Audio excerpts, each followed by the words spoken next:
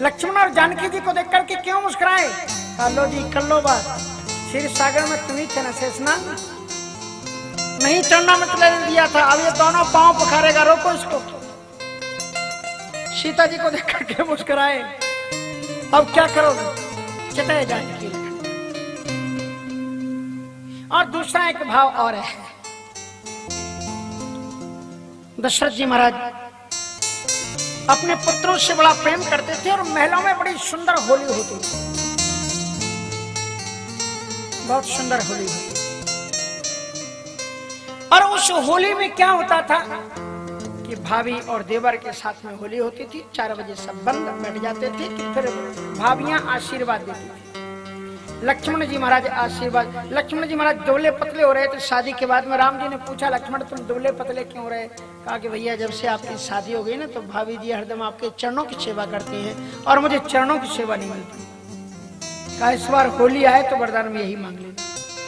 लक्ष्मण जी से प्रसन्न होकर के जानकी जी ने कहा कि बोलो देवर क्या चाहिए? तो लक्ष्मण जी ने कहा प्रभु के चरणों की सेवा, और सुनते ही सीता जी बेहोश होकर गिर पड़ी। दशरथ जी महाराज जी को गुस्सा आ गया लक्ष्मण पर, लक्ष्मण तुमने ऐसा क्या कह दिया मेरी बहू? तो राम जी, लक्ष्मण जी धीरे से राम जी के पास पहुंचे, बोले भाई साहब हमने कुछ नहीं कहा, जो आपने कहा था ना वही कहा था, वही कहा था। बोले हाँ कहा, घबराओ मत, धीरे से जाकर के कह दो कान में कि एक चरण की सेवा। तो लक्ष्मण जी ने सीता जी के कान में जाकर के धीरे से कहा कि भाभी माँ दोनों की नहीं, एक चरण की, आप एक में। तो चिताए जानकी लखन तो बोले आप तो एक एक पांव के लिए लड़ रहे थे, अब ये दोनों ही पांव पखाड़ने वाला है, अब क्या करोगे? और तीसरा इसका अर्थ ये है कि चिताए जानकी लखनतन लक्ष्मण जी को देख करके ये कहा कि शेषनाग तुमसे बड़ा विद्वान कोई नहीं है, विद्वता की बात जब होती तो तुम्हारा नाम लिया जाए। लेकिन जितना पढ़े लिखे व्यक्ति का अधिकार मेरे चरणों पर है, उतना ही अधिकार इस बिना पढ़े लिखे केवट के पास में भी मेरे चरणों का है, क्योंकि भगवान के दरबार में किसी का भेदभाव नहीं है। इसलिए मुस्कुराए। जानकी जी को देख करके इसलिए मुस्कुराए, कहा सीते तुम्हारे पिता ज्ञान निधान है, उन्होंने चरणों को पखारा था, तो जितना बड़ा ज्ञानी मेरे चरणों को पखार सकता है उतना ही अधिकार इस केवट का भी है। भगवान की भक्ति में सभी का समान रूप से अधिकार है। राम जी ने कहा कि कृपा सिंधु बोले मुस्काई, सोई कर जही तब नाव न जाई। केवट ने कहा संस्कृत में मत बोलो, हिंदी में बोलो। बोले संस्कृत में कहाँ बोल रहा है? ये तो कह रहे हैं कि सोई कर। बोले बोल मोल बोल रहे हैं। ये कहो कि केवट भैया आके मेरे पांव पखारो। और कहा अगर ऐसा नहीं कहेंगे तो तेरी क्या जात घट जाएगी? बोले हाँ। बोले कैसे? कहा कि अगर हमने बिना कहे आपके पांव पखार लिए तो दुनिया के लोग कहेंगे केवट जाति को अधिकार थोड़ी है भगवान के पांव जबरन जाके पांव पखार लिया था। तो इसलिए आप इन ऋषि मुनियों के बीच में साफ साफ कहो कि बेग आन जल पांव पखारू, तब पांव पखारेंगे, ऐसे पांव पखारने वाले। तब राम जी ने कहा कि होत विलंब उतारो, बेग आन जल पांव पखारू, केवट राम रजाए से पावा, पानी कठौता। कठौता में पानी लेकर के क्यों आया? केवट ने कहा कि सरकार नौका में बैठोगे, नौका तो उद्धार हो जाएगा, लेकिन बेचारा कठौता ऐसे ही पड़ा रह जाएगा, कठौता मेरे नाम पर धिक्कारेगा। वाह केवट, तुमने नौका का तो चरण स्पर्श करके उद्धार करा दिया, लेकिन नाव भी जब डूबने की स्थिति में आ जाती थी तो मैं ही काम आता था और मुझे तुमने ऐसे ही छोड़ दिया। प्रभु जी पहले इसका इसलिए कठौता लाया, इसलिए कि केवट ने कहा कि सरकार मेरी नौका का खतरा है कि कहीं ये नारी ना बन जाए। इसलिए पहले जिस मटेरियल से मेरी नौका बनी है उसी लकड़ी का कठौता है। पहले कठौता को आपको पांव से छुआ करके देखती है। अगर मेरा कठौता मोड़ा मोड़ी नहीं बना तो फिर आपको नौका पर बैठाएंगे। तीसरा अर्थ कहते हैं कठौता क्यों लाया? कठौता पर इसलिए लाए कि उन्होंने ये कहा कि महाराज केवट ने दुनिया को संदेश दिया कि भगवान की कृपा प्राप्त करने के लिए पात्र की नहीं पात्र की आवश्यकता है। तुम्हारे बर्तन सोने चांदी के हो चाहे ना हो, चाहे पत्तल और पुरवाई क्यों ना हो, लेकिन अगर पात्रता तुम्हारे पास में है तो तुम भगवान के चरणों को पखार सकते हो। पानी कठौता। अति आनंद उमगी अनुरागा, आनंद में डूब करके भगवान जी का एक पांव उठा के खड़े ही रह गया, बैठे रह गया। लक्ष्मण जी ने कहा भाई साहब राम जी डगमगा रहे हैं और तुम एक पांव का, अच्छा डगमगा रहे हैं, दिक्कत है तो एक काम करो, भैया से कह दो कि दोनों हाथ मेरे सिर पर रख लो। मामला मेरी नौका का है और थोड़ी सी भी धूल रह गई तो मेरी नौका चली जाएगी, इसलिए हम बारीकी से पहले पांव धोंगे। अगर इनको गिरने का डर लग रहा है तो मुझे कह दो कि दोनों हाथ मेरे सिर पर रख लो, गिरेगी नहीं। और जिसके हाथ भक्त के ऊपर रखे हो वो भक्त कभी गिरता ही नहीं। अब महाराज रघुनंदन श्री लक्ष्मण जी भी बोले कि अरे तो बड़ा पढ़ा लिखा, बहुत जुक्ति मुक्ति वाला है। हाँ, जैसे जुगाड़ से हमारी नौका आ जाती है उसी प्रकार से केवट ऐसा वैसा थोड़ी था। सो केवट ने महाराज अति आनंद उमगे अनुरागा चरण सरोज, अब महाराज ऊपर रख लिए, पांव पखारे। जानकी जी ने लक्ष्मण जी से कहा ये अपना अपोजिट है, लाइन में लग जाओ तो ही चरणामृत मिलेगा, नहीं तो नहीं मिलेगा। लक्ष्मण जी जानकी जी भी लग गए। अब भगवान ने कहा कि भैया अब तो तुम्हारी काम पूरा हो गया, अब बैठ जाए नौका में। अब एक काम बकाया हो रह गया। बोले क्या? बोले हम केवट जाति के कभी गया जी नहीं गए, कभी पितरों का तर्पण नहीं किया।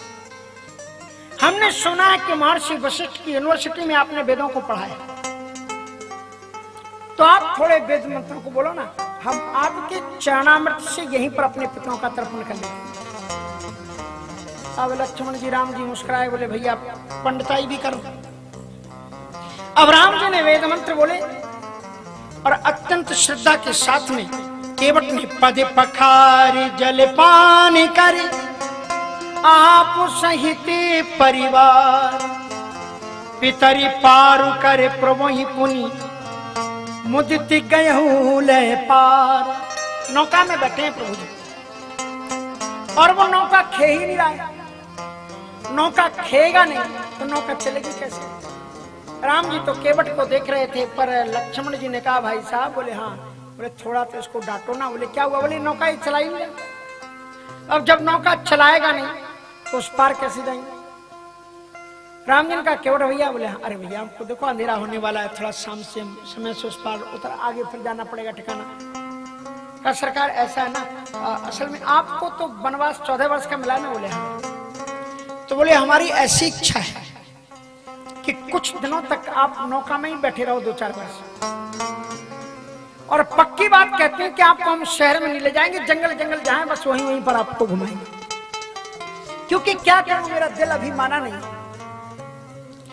जरा देर ठहरो राम, जरा देर ठहरो राम, तो फिर क्या नहीं है, अभी हमने जी भर के देखा नहीं है, अभी हमने जी भर के देखा नहीं है।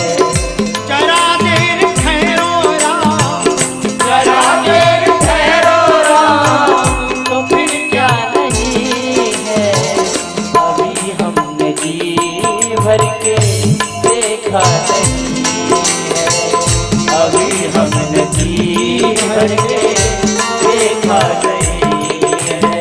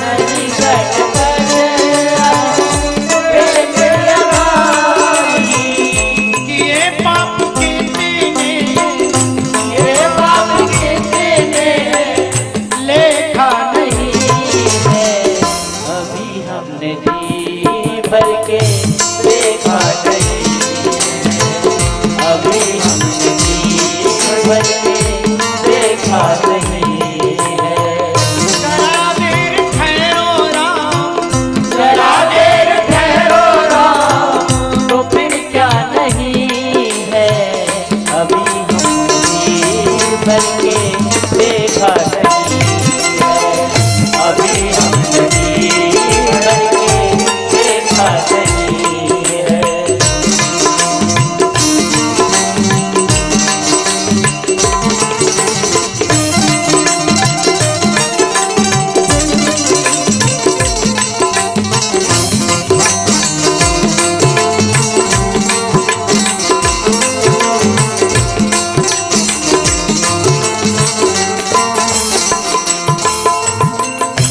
गंगा की शुचि चपल तरंगे, गंगा की शुचि चपल तरंगे।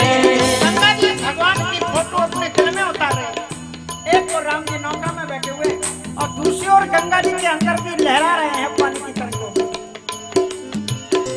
गंगा की शुचि चपल तरंगे, गंगा की शुचि चपल तरंगे। निरख श्याम छवि ले हैं उमंग के, निरख श्याम छवि ले रंगे। अभागे हैं लोग जिन्हें, अभागे हैं लोग जिनके देखा नहीं है, अभी हमने जी भर के देखा नहीं है, अभी हमने जी भर के देखा नहीं है। जरा देर ठहरो राम, जरा देर ठहरो राम, तो फिर क्या नहीं है, अभी हमने जी भर के देखा नहीं है, अभी हमने जी भर के देखा नहीं है।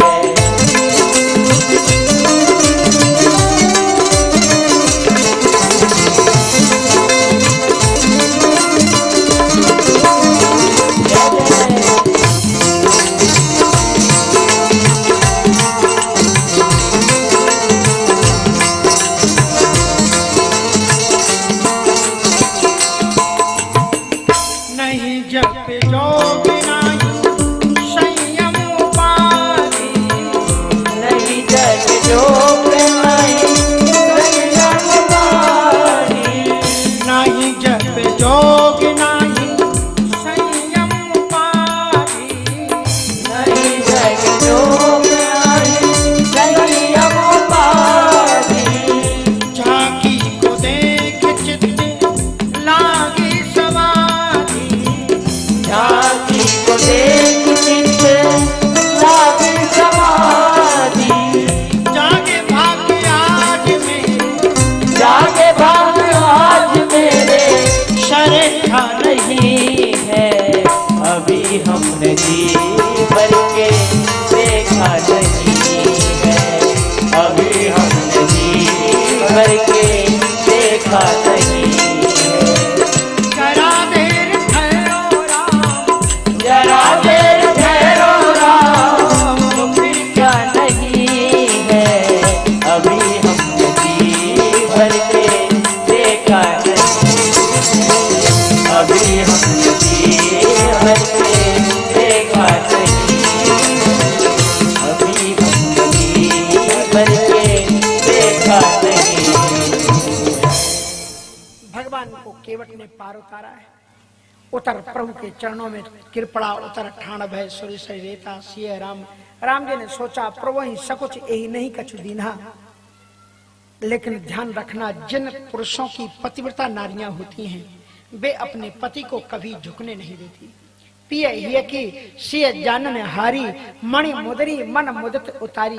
केवट ने कहा कि सरकार मैं आपसे उतराई में कुछ नहीं ले सकता। नाई नाई के पास जाता है, वो उसके बाल बना देता है, वो उसके कुछ लेन देन नहीं करता। और धोबी उसके कपड़े धो देता है, उसके कपड़े धो देता है, लेन देन नहीं करता। नाई से न नाई लेते, धोबी से न धोबी लेते, देखे मजदूरी मेरी जाति ना बिगाड़िए। प्रभु आए मोरे घाट तो पार में उतार दीनो, जब आऊं तेरे घाट तो पार मोही उतारिए। प्रभु आप भी केवट हो और मैं भी केवट हूं। आप विशाल भव सागर के हो और मैं यहाँ का। जैसे आज मैं आपसे कुछ नहीं ले रहा हूं, ऐसे ही मैं भी जब आपके घाट में आऊं तो मुझसे ये मत पूछना कि केवट तूने पुण्य कितने किए। राम जी ने कहा मुझसे नहीं लेते तो जानकी जी से तो ले लो। और जानकी जी जब देने लगी तो केवट रो दिया, कहा इनसे तो मैं बिल्कुल नहीं ले सकता। बोले क्यों, इनसे भी कोई रिश्तेदारी है? लक्ष्मण जी ने कहा बोले हाँ इनसे भी रिश्तेदारी है। बोले क्या रिश्तेदारी है? कहा कि असल में रामायण में राम जी के चरणों को केवल 2 लोगों ने ही धोया है, या तो राजा जनक ने या केवट ने। इसलिए जो एक जैसा काम करते हैं वो दोनों भाई हो जाते हैं। तो राजा जनक ने पहले चरण धोए हैं, वो बड़े भाई। हमने बाद में चरण धोए, हम छोटे भाई। तो महाराज बड़े भाई की बेटी आज अपने गरीब चाचा के यहाँ पर आई है। मैं यदि दरवाजे पर आई हुई बेटी को कुछ दे नहीं सकता हूँ मालिक, तो मुझे इतना गिरा हुआ मत समझो कि मैं उसके हाथ की अंगूठी को। इसलिए बहुत कीन प्रभु लखन सिय, नहीं कछु केवट ले, तो विदा कीन करुणायतन भगत विमल बन। बहुत करने के बावजूद भी देखो भक्ति का जो भाव है ना वो अद्भुत होता है। और ये भक्ति के भाव की प्राप्ति केवल राम कथा में प्राप्त होती है। भक्ति वेदांत मंदिर के, ये वेदांत मंदिर के वेदांत आश्रम के सुखद प्रांगण में बैठ करके आज हम और आप 6वें दिन केवट के साथ में, राम जी के साथ में गंगा को पार कर रहे हैं।